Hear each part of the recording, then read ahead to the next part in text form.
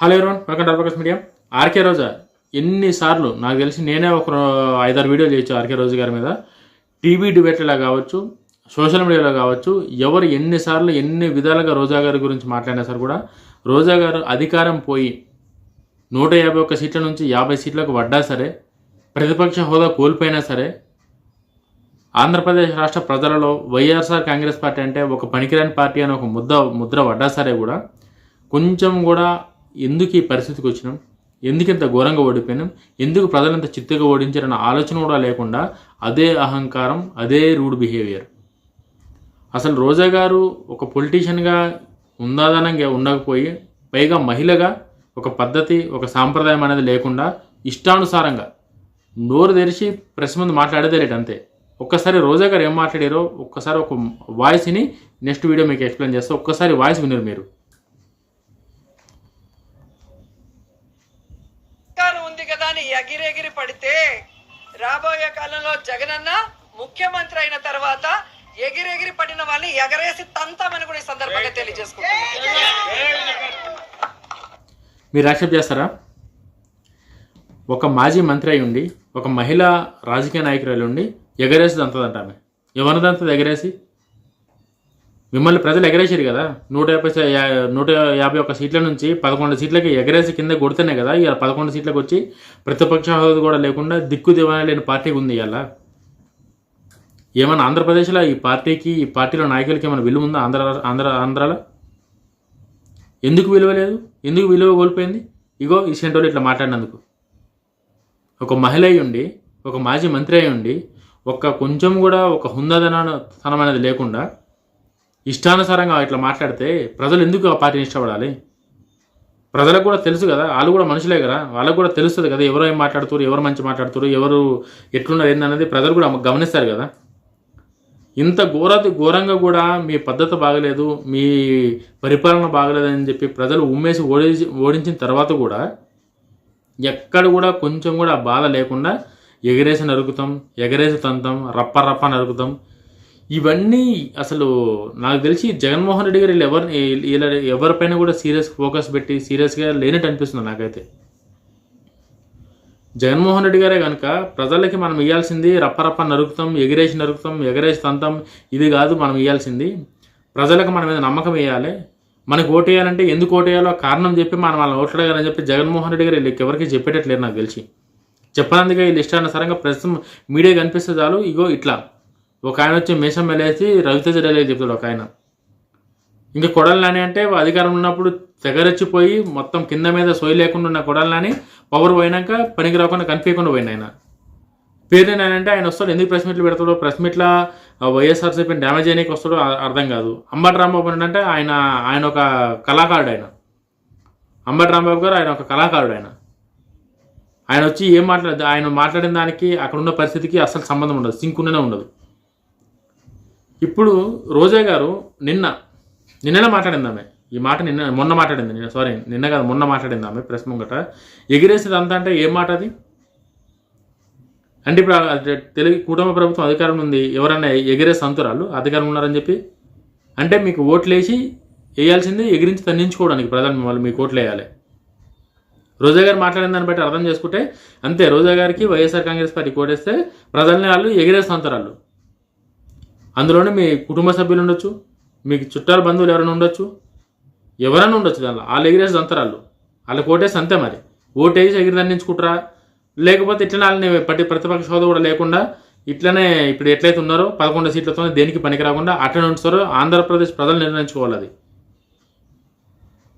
ఎందుకంటే ఇప్పుడు రాజకీయాలంటే రాజకీయాలలాగా ఉండాలి తప్ప. మీరు చూడండి, టీడీపీ గవర్నమెంటు ప్రతిపక్షంలో ఉన్నప్పుడు 2019 నుంచి 2023 వరకు 24 వరకు ఏ రోజన్నా మేము ఎగిరేసి తంతాం, ఎగిరేసి నరుగుతాం అని చెప్పి ఏ రోజన్నా మాట్లాడారు? సరే, అప్పుడంటే ప్రతిపక్షం ఉన్నారు కాబట్టి భయంతో మాట్లాడారు అనుకుందాం. ఇప్పుడు అధికారంలోకి వచ్చారు. అధికారంలోకి వచ్చినాకన్నా సరే కూడా ఎవరైనా ఎమ్మెల్యే వచ్చి ఇట్లా ఇష్టానుసారంగా ఎవరైనా మాట్లాడారు, ఒక్క ఎమ్మెల్యే కానీ ఒక మంత్రి కానీ కంట్రోల్ తప్పి ప్రజలకు పరిపాలన కాకుండా పనికిరాని మాటలు ఎవరన్నా ఒక్కరన్నా మాట్లాడారా? మాట్లాడరాలు. ఎందుకంటే చంద్రబాబు నాయుడు గారు డిసిప్లైన్కి, హుందాతనానికి మారుపేరు. ముఖ్యమంత్రి గారే అంత హుందాతనంగా ఉన్నప్పుడు డిప్యూటీ సీఎం గారు, కింద మినిస్టర్లు వీళ్ళందరూ కూడా దాన్ని మెయింటైన్ చేస్తారు.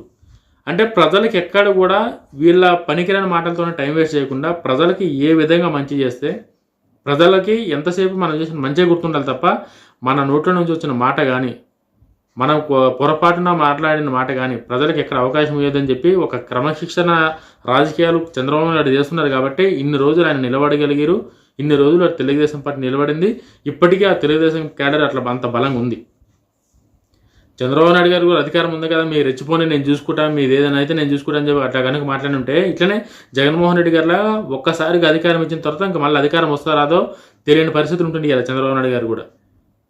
అట్లా కాకుండా అతనుకున్న అపారమైన జ్ఞానంతో పార్టీని ఎట్లా కాపాడుకోవాలి, క్యాడర్ని ఎట్లా కాపాడుకోవాలి, కార్యకర్తను ఎట్లా కాపాడుకోవాలి, రాష్ట్ర ప్రజలను ఎట్లా కాపాడుకోవాలి, రాష్ట్ర ప్రయోజనాలను ఎట్లా కాపాడాలి, రాష్ట్రానికి పెట్టుబడి ఎట్లా తీసుకురావాలి, ఆయన వీటి గురించి ఆలోచిస్తుండే. కానీ నాకు అధికారంలో ఇస్తే ఎగరేసేదంతా రప్పరప్ప నరుగుతా, ఇదేంది ఇది నాకు అర్థం కాదు. జగన్మోహన్ రెడ్డి గారు ఆయన ఎక్కడైనా పరామర్శకు పోతే కార్యకర్తలు వస్తారు, బ్యానర్లు తీసుకుని వస్తారు, రప్పరప్ప నరుకుతామంటారు, మేకపోతలను కోసినట్టు కోస్తా అంటారు.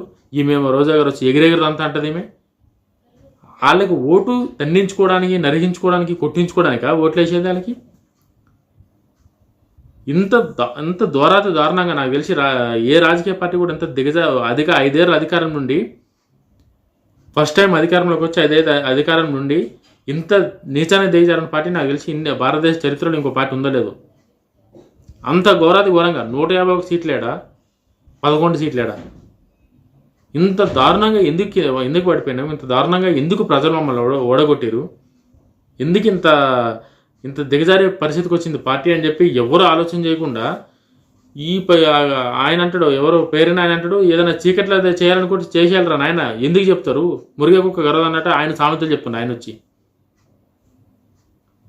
ఇదంతా రాష్ట్ర ప్రజల్ని కన్ఫ్యూజ్ చేయి డైవర్ట్ చేయడానికే తప్ప రాష్ట్ర ప్రజలకు కానీ రాష్ట్రానికి కానీ ఉపయోగపడే పని అధికారం ఉన్నప్పుడు చేయలేదు, ఇప్పుడు చేయలేదు వైఎస్ఆర్ కాంగ్రెస్ పార్టీ. ఇది ఎవరన్నా అవునన్నా కాదన్న వాస్తవం ఇది. రోజా గారంటే మహిళా నాయకురాలు ఉందాతనంగా ఉండి ప్రజలకేమైనా సమస్య వస్తే ప్రజల సమస్యల గురించి మాట్లాడకుండా ప్రెస్ ముందుకు మీడియా ముంగడికి వచ్చి రేపు పొద్దున్న జగనన్న ముఖ్యమంత్రి అయితే మేము ఎగరేసి నరుకుతాం, ఎగరేస్తాం అంటే అసలు జగన్మోహన్ రెడ్డి గారు ముఖ్యమంత్రి ఎందుకు కావాలనుకుంటారు ఇప్పుడు ప్రజలు?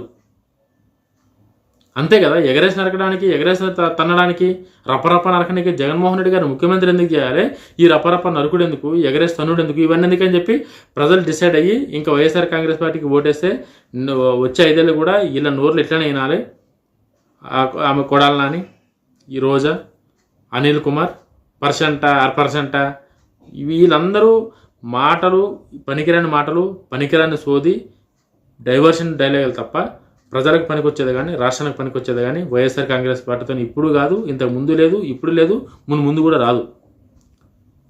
ప్రజలు ఒక్కసారి మీరు అర్థం చేసుకోండి. మీరు ఇగో రోజా గారి పరిస్థితి ఇట్లుంది. ఈరోజు రోజా గారు ఇట్లా మాట్లాడుతారు బయటకు వచ్చి, ఎగరేసన్నారు తంతామని చెప్పంటే ఏం మాట అది? ఒక మహిళ అయ్యండి ఎవరినది అంటారు, ఎందుకు తంతారు, ఏంది ఇది? ఇప్పటికైనా సరే కూడా ఆంధ్రప్రదేశ్ ప్రజలు మేల్కొని ఏ పార్టీని ఏడబట్టలో మీకు తెలుసు, ఆల్రెడీ పెట్టేది. కాబట్టి ఇప్పుడున్న పార్టీని ఎట్లయితే ఉన్నాయో నెక్స్ట్ ఒక 20 ఏళ్ళు కూటమి ప్రభుత్వం ఎట్లా ఉంటుంది, వైఎస్ఆర్ కాంగ్రెస్ పార్టీ కూడా ఇట్లా ఉంటుంది. ఎందుకంటే వాళ్ళు చేసిన పనులు అట్లా ఉన్నాయి కాబట్టి. మీకేమనిపించింది వీడియో చూసి? లైక్ చేయండి, కామెంట్ చేయండి, సపోర్ట్ చేయండి. జై హింద్.